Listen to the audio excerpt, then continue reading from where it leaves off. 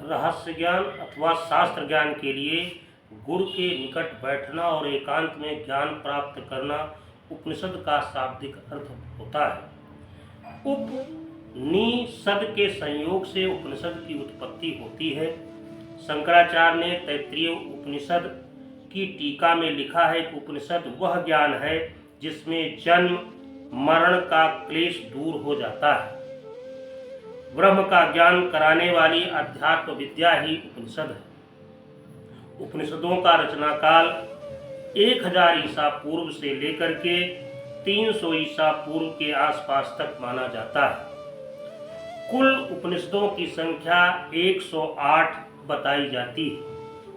उपनिषद वेदों के अंतिम भाग हैं, इसलिए इन्हें वेदांत भी कहा जाता है। प्रत्येक वेद में अपने अपने उपनिषद होते हैं। उन उपनिषदों को हम इस प्रकार से वर्णन कर सकते हैं। ऋग्वेद में ऐतरेय उपनिषद, कौशितकी उपनिषद, आत्मबोध उपनिषद, यजुर्वेद में शुक्ल यजुर्वेद में ईशावास्योपनिषद, बृहदारण्यकोपनिषद है। वहीं कृष्ण यजुर्वेद में तैत्तिरीय उपनिषद, कठोपनिषद, श्वेतरोपनिषद और मैत्रायणी उपनिषद है। सामवेद में वास्कल उपनिषद, छांदोग्य उपनिषद और कीनोपनिषद है। अथर्ववेद में मांडूक्योपनिषद, प्रश्नोपनिषद और मुंडकोपनिषद पाए जाते हैं।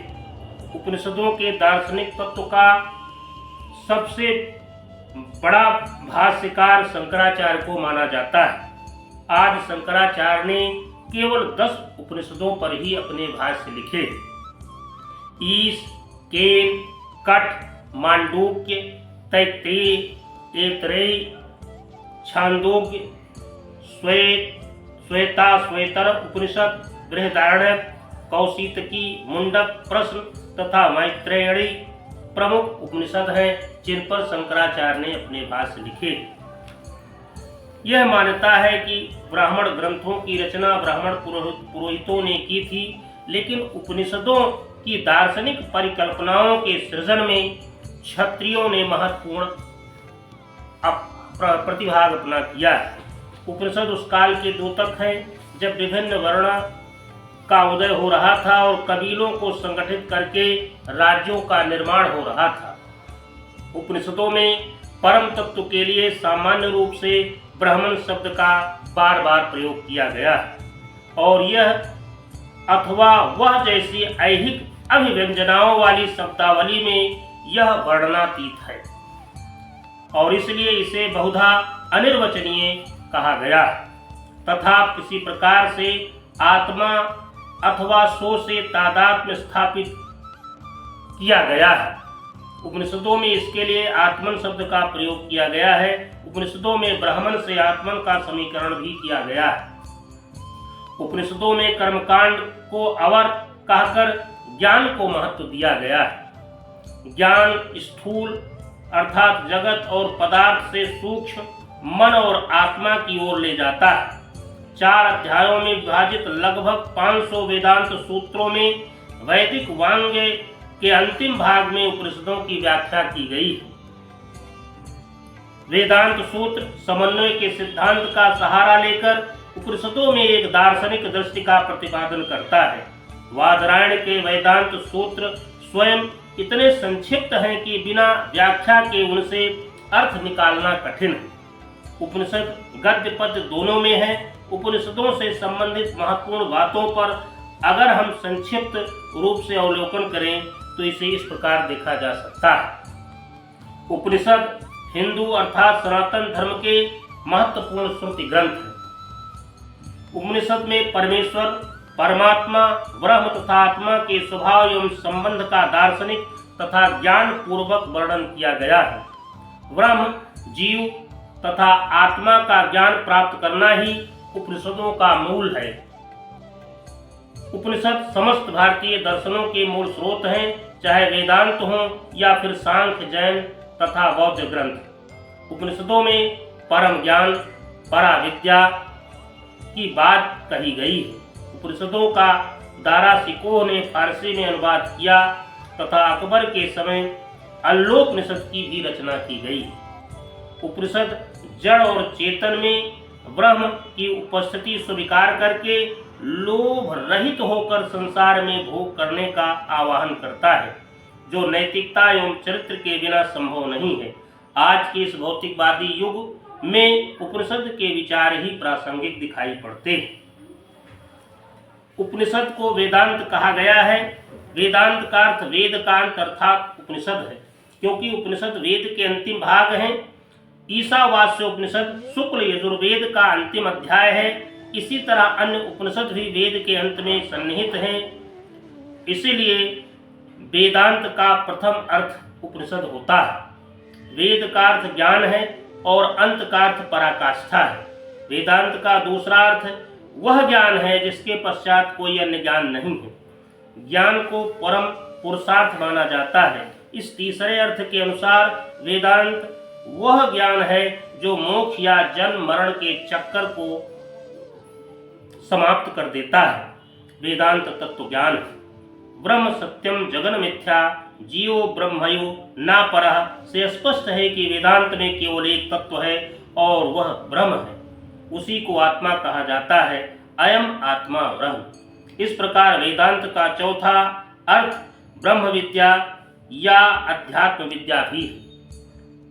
जैमिन, वादरी, कोडलोमी, कृष्ण, आत्रेय, कार्ष्णजिनी एवं आस्मरथ्य प्राचीनतम उपनिषद भाष्यकार माने जाते हैं, जिनके रचे ब्रह्मसूत्र आज अनुपलब्ध हैं। इस समय केवल वादरायण का ही ब्रह्मसूत्र उपलब्ध है। वादरायण के ब्रह्मसूत्र पर जो भाष्य पाया जाता है वो शंकराचार्य का शारीरिक भाष्य है, किंतु शंकराचार्य के भाष्यों में सुंदर पांड्य, भर्तृ, प्रपंच तथा द्रविड़ाचार्य के मत उद्धृत किए गए। द्रविड़ाचार्य का ग्रंथ आगम शास्त्र या मांडूक्य कारिका है, जिस पर शंकराचार्य का भी भाष्य है। इस प्रकार वेदांत का प्रमुख ग्रंथ वादरायण का ब्रह्मसूत्र है और उसी पर विभिन्न आचार्यों ने अपने अपने समय में विभिन्न मतों के प्रतिपादन हेतु भिन्न भिन्न भाष्य लिखे, जिनमें से कुछ महत्वपूर्ण का उल्लेख किया जाना आवश्यक है। शंकराचार्य ने शारीरिक भाष्य लिख करके अद्वैतवाद का प्रतिपादन किया। भास्कराचार्य ने भास्कर भाष्य लिख करके वेदा भेदवाद का प्रतिपादन किया। रामानुजाचार्य ने श्री भाष्य लिख करके विशिष्टाद्वैत चलाया। माध्वाचार्य का पूर्ण प्रज्ञ भाष्य द्वैतवाद को प्रतिपादित करता है। निम्बकाचार्य का वेदांत पारिजात भाष्य द्वैताद्वैतवाद को उद्धृत करता है। श्रीकंठ का शैव भाष्य शैव विशिष्टाद्वैतवाद को चलाता है। श्रीपति का श्रीकर भाष्य वीर शैव विशिष्ट द्वैतवाद को आगे बढ़ाता है। वल्लभाचार्य का अणुभाष्य शुद्धाद्वैतवाद का प्रतिपादन करता है।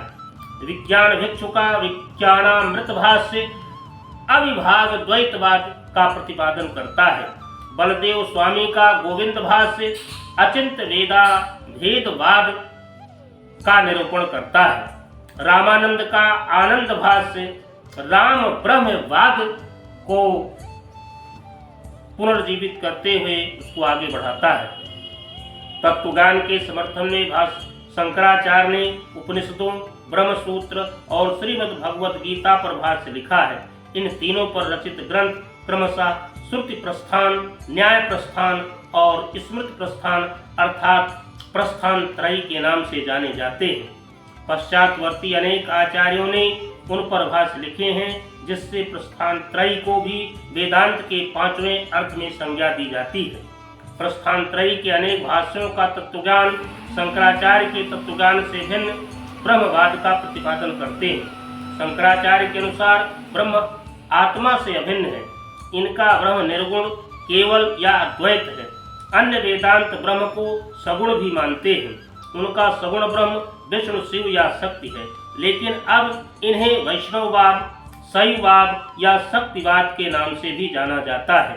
वेदांत का सामान्य अर्थ अद्वैत वेदांत माना जाता है। यह वेदांत का छठा और अंतिम अर्थ है। वस्तुतः वेदांत का वास्तविक अर्थ अद्वैत वेदांत ही है। और इस प्रकार उपनिषद और वेदांत भारतीय दर्शन के ज्ञान के भंडार हैं और उनसे हमारी भारतीय परंपरा और सनातन धर्म ओतप्रोत है।